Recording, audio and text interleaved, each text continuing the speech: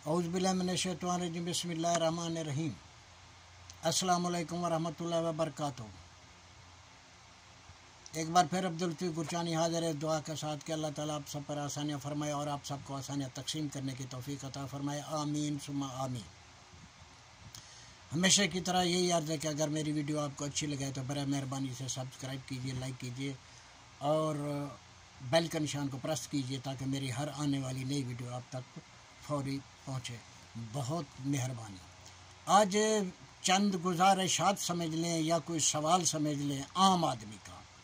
अब आम आदमी ये मैं अकेला नहीं, सब आम आदमी जो कि पाकिस्तान में अक्सरियत में सब आम आदमी की यानी अक्कासी करते हुए मैं यानी गुजारिश करता हूँ जो हुक्मरान थे, हैं या आएंगे, कि जब आप ये कहते हैं कि हमने कोई चोरी नहीं की, ये पैसा हमारा अपना है, हमने जो गैर ममालिक में अपनी प्रॉपर्टीज़ बनाई हैं वो प्लाज़ों की सूरत में है या वो फ्लैट्स की सूरत में है या वो फार्म्स की सूरत में, जो कुछ भी है, और जो स्विट्ज़रलैंड में आपका पैसा है वो कहते हैं ये हमारा अपना है, हमारे यानी खून पसीने की कमाई है। आम आदमी ने तस्लीम कर लिया, इसमें कोई अब वो कोई शक वाली बात नहीं है। आम आदमी ने तस्लीम कर लिया कि ये आपका अपना पैसा है, आपका हलाल का पैसा है।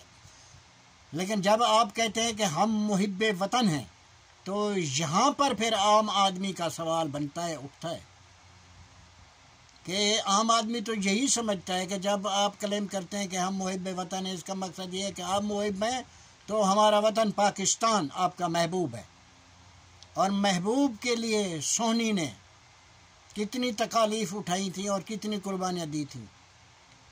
महबूब के लिए हीर ने क्या कुछ किया था, कितनी मुसीबतें सोबतें उठाई थी। महबूब के लिए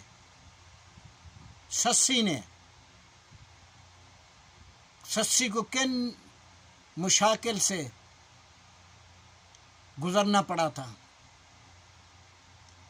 आज आपका महबूब आपसे कुर्बानी की डिमांड करता है, जो आपका अपना पैसा है, क्योंकि वो तो अब आम आदमी ने तस्लीम कर लिया वो आपका अपना है।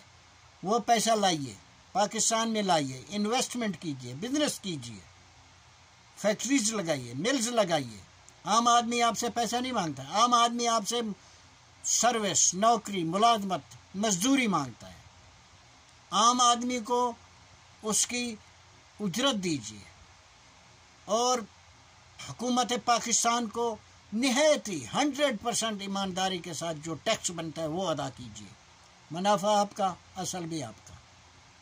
आप जब हाकिम होते हैं तो गैर ममालिक में जाते हैं, दोस्त ममालिक में जाते हैं पैसा मांगने के लिए, तो बाज़ औक़ात सर को इतना झुकाना पड़ता है कि दस्तार भी गिर पड़ती है। अगर आप कहते हैं कि भी हम यहाँ कारोबार करेंगे तो हमें तो इजाज़त नहीं है क्योंकि हम तो हाकिम है, कानून इजाज़त नहीं देता, ये सब बातें हैं। आप हाकिम होते हुए भी आपके कारोबार चलते रहते हैं। अगर आप कारोबार नहीं कर सकते तो आप अपना पैसा हुकूमत पाकिस्तान के ख़जाने को बतौर कर्ज दीजिए। IMF के पास जब आप जाते हैं पैसा मांगने के लिए, कड़ी शराइत पर वो पैसा देता है और जिसकी खमियाजा टैक्सेस की सूरत में है या सूद की सूरत में है, वो आम आदमी को भुगतना पड़ता है, आम आदमी को।